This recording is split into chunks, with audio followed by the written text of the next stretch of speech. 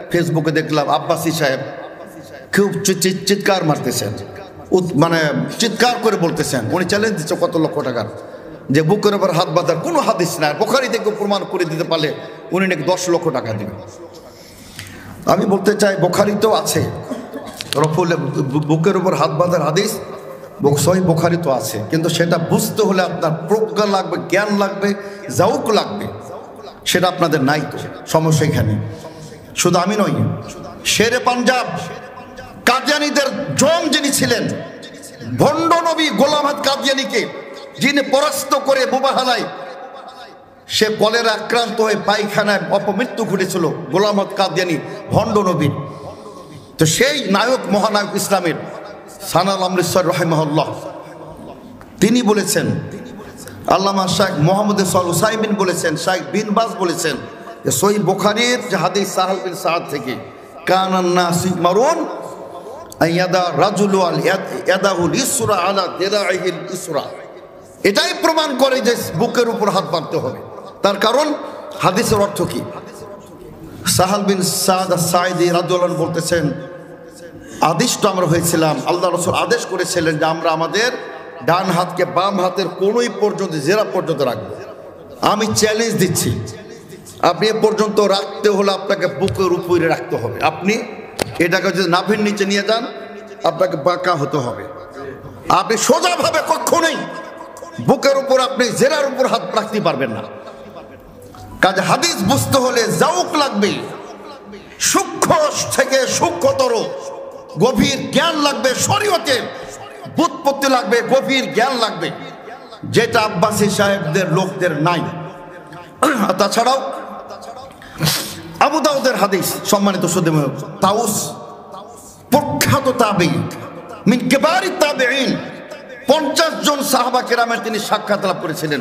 যায়েদ ইবনে সাবিত রাদিয়াল্লাহু আনহু, আবু হুরায়রা রাদিয়াল্লাহু আনহু, ইবনে আব্বাস রাদিয়াল্লাহু আনহু, আয়েশা রাদিয়াল্লাহু আনহা, প্রত্যেকের কাছ থেকে তিনি হাদিস গ্রহণ করেছেন।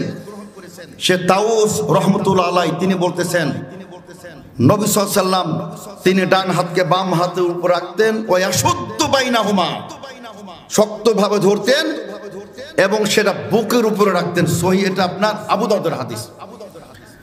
তারা বলেন যে বুকের উপর হাত বাঁধা কোনো হাদিস নাই।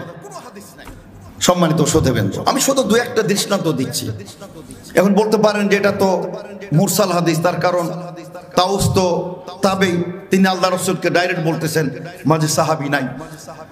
হানাফি মাযহাবের নীতি মোতাবেক মুরসাল হাদিস হুজ্জাত, আবার তাছাড়া তিনি কিবারুত তাবেঈনের অন্যতম। আর হানাফি মাযহাবের উসুল নীতি মোতাবেক কিবারুত তাবেঈনের মুরসাল নিঃসন্দেহে হুজ্জাত, বিশুদ্ধ সনদ একেবারে। আবু দাউদ সাকাতা আনহু, কিন্তু আমা সাকাতা আনহু ফাওয়া সালিহুন লিল ইহতিজাজ। এই উসুল আপনাকে জানতে হবে, উসুল হাদিস জানতে হবে। আহলে হাদিসের বাচ্চাদের সাথে তর্ক করতে হলে, মুনাজারা করতে হলে আপনাকে ইলম সাহেব ইলম হতে হবে, সাহেব বাসিরা হতে হবে। অজ্ঞতার সাথে আহলে হাদিসের একটি সন্তানের সাথে আপনি বাহাস করে জীবন আপনি জিততে পারবেন না, সম্মানিত শ্রোতাবৃন্দ।